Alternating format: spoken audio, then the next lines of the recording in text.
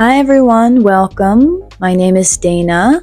I was born and raised in Kentucky in the United States, and I make videos to help you learn English through American culture and everyday life. In this series, I will teach you how to explain Japanese culture and words in English. If you have friends or coworkers from other countries, this video will be very helpful. Let's get started. Today, we are going to talk about honne and tatemae in English. So first, how do we say these words? Do you have any ideas? If someone asked me how to say honne and tatemae in simple words in English, I would say how you really feel versus what you say to be polite.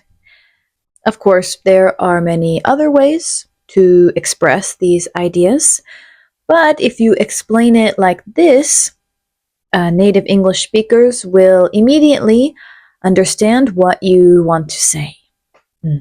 And these are very important ideas in Japanese culture, right? They help us explain how we communicate with other people.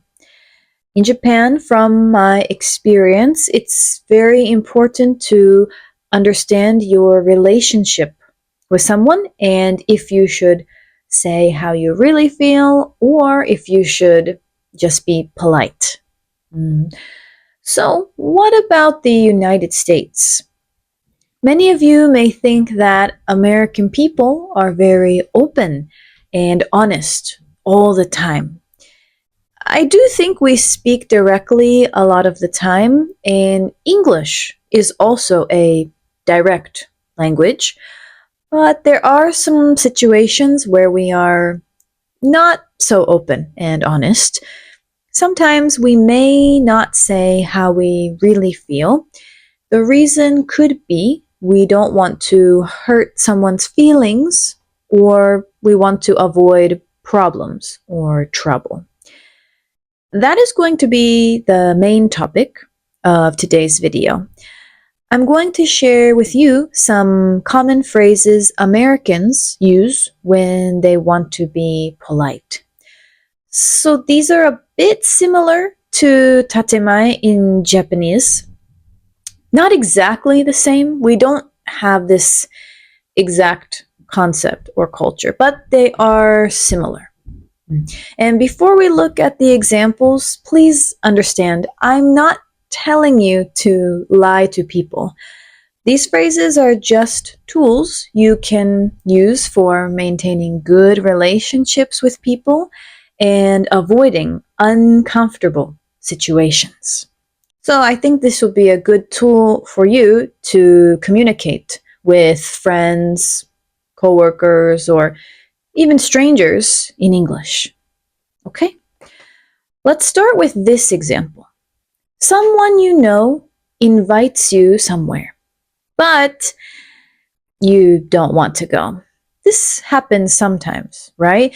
For some reason, you don't feel like hanging out with that person or going to that event.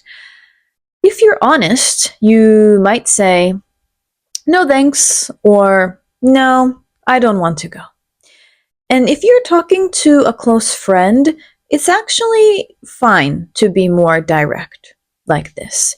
To your friend, you could say, "Sorry, not tonight." Usually, Americans are pretty honest with their friends, their close friends. But let's talk about what we can say if we are not so close to the other person. First, you should say, "Thank you for inviting me," right? We should thank the person for inviting us. And then you can say, "I'll let you know." I'll let you know. Just be careful if you say this, if you say, "I'll let you know," the person might think you are going to follow up with them. They might think you are going to contact them again. And if you never follow up, they could feel confused.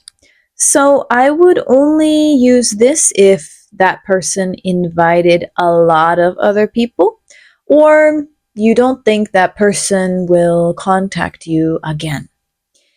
If you want to be more direct, you can say, "Sorry, I think I have something that day." Sorry, I think I have something that day. Have something means you're busy. If you say this, most people will understand you don't really want to go. So choose the phrase depending on how direct you want to be. The next situation is ending a conversation. As I said in my past video about small talk in the US, it's normal here to talk to strangers. So if you come to the US, you might get stuck in a conversation with someone. Someone starts making small talk with you. After a couple minutes, you don't want to talk anymore, or you don't have time to talk, but the other person keeps talking. I have experienced this many times, like at the grocery store or even the bank when I'm running errands. And your real feeling in this situation, so your honne is, "I don't want to talk to you anymore. Bye." Right? But we can't say that directly. That would be rude. That might make the other person upset. Instead, one phrase you can use is, "Anyway, I should get going." Anyway, I should get going. Or you could say, "Well, it was nice talking to you." Well, it was nice talking to you. These phrases show the other person that you need to end the conversation. You're ready to end the conversation. When we change the topic or end a conversation in English, we often use anyway or well. If you start with this word, it sounds very natural. The next phrase you can use with your friend or coworker. This is someone that you will see again somewhere. Maybe later that day, maybe tomorrow. You can say, "Anyway, let's catch up again later." Anyway, let's catch up again later. Catch up means talk and share updates. So you say that you will talk to the person again, but you don't say exactly when. That is why this phrase is very useful. Now let's go to the last example. The situation is when someone tells you their opinion or idea, but you don't agree with them. So your honest feeling is, "I don't think that way." Or even, "Do you really think that?" But you don't want to create problems in your relationship with that person. I think this situation happens a lot at the workplace. In the US, sometimes we do directly say, "I disagree," or "I don't think so." But in many cases, we try to communicate in a more respectful way. This will make you seem like you are easy to work with and have good communication skills. So, let me teach you a couple phrases Americans tend to use in these cases. The first phrase I recommend is, "I see what you mean." I see what you mean. When you use this phrase, you're saying you understand their thoughts. You can understand their thoughts, even though you don't agree, right? Another phrase you can use is, "That makes sense." That makes sense. I think some of you already know this phrase. Even if you can't actually understand why the other person thinks that way, we still use this. So, in reality, it doesn't make sense to you, but we just say that. We just say, oh, that makes sense. This helps the conversation go more smoothly. If you need to continue the discussion, after you use one of those phrases, you can say, but, and share your idea. For example, I see what you mean, but I think it would be better to do this instead. So these phrases are good for leading into your opinion. If you're having a meeting in English at work, you will probably have a chance to use one of these phrases.